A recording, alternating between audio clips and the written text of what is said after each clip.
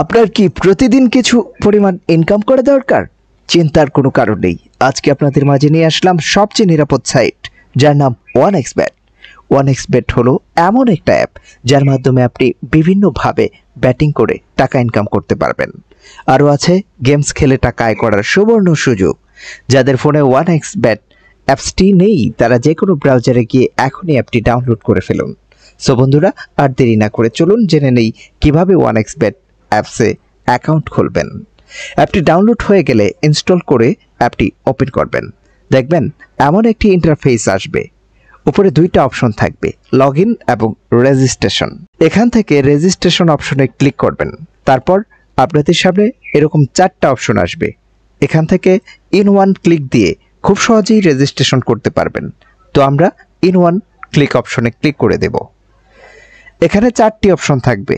এখান থেকে প্রথম তিনটি অপশন ঠিক থাকবে। চতুর্থ অপশনটা খুব গুরুত্বপূর্ণ, আর এটি হচ্ছে প্রোমো কোড।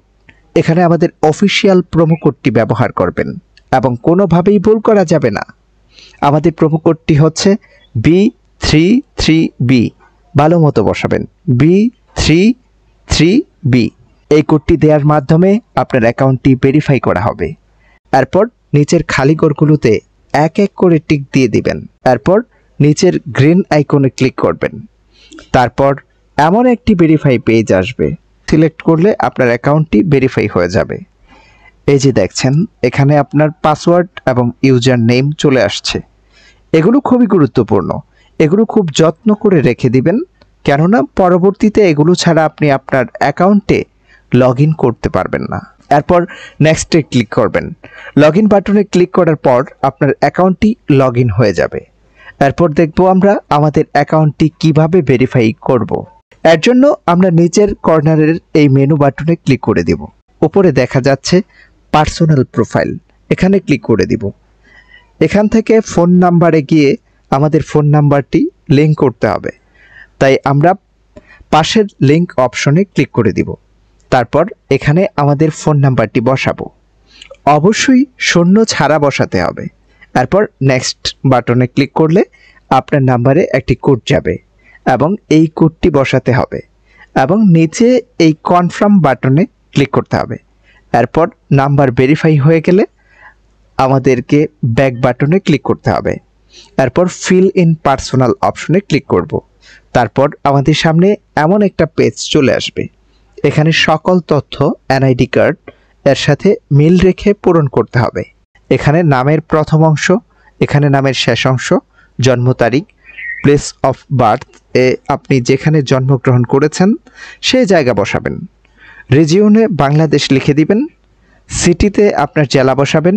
ডকুমেন্ট টাইপে আপনার ন্যাশনাল আইডি সিলেক্ট করবেন। সিরিজ এর গড়ে 1 লিখবেন। ডকুমেন্ট এর গড়ে আপনার এনআইডি নাম্বার লিখে দিবেন।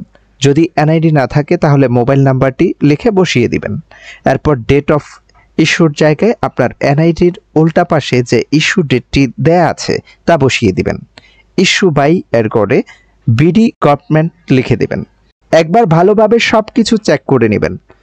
সব যদি ঠিক থাকে তাহলে কর্নারের এই টিক বাটনে ক্লিক করে দিবেন। এই বাটনে ক্লিক করার মাধ্যমে আমাদের অ্যাকাউন্টটি ভেরিফাই হয়ে যাবে।